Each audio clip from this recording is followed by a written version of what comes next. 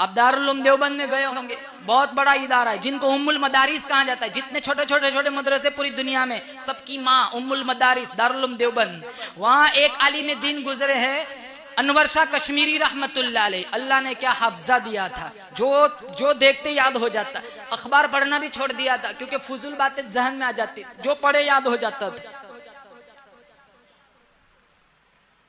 मौलाना अनवर शाह कश्मीरी रहमतुल्लाह अलैह ने सारे उलेमा को इकट्ठा किया और ऐलान किया, उलेमा की जमात, अगर ये अंग्रेज लोग सारे कुतुब खाने की किताबें ले जाए घबराना नहीं, किताबों को जला दे घबराना नहीं, अरे आग लगा दे घबराना नहीं, पानी में डाल दे घबराना नहीं। अल्हम्दुलिल्लाह इन सारी किताबों के उलूम अनवर शाह कश्मीरी के सीने में मौजूद है। एक आलिम दीन के इल्म का ये हाल है। मुसलमानों, हम जिस नबी के उम्मती है उसके इल्म का क्या हाल होगा।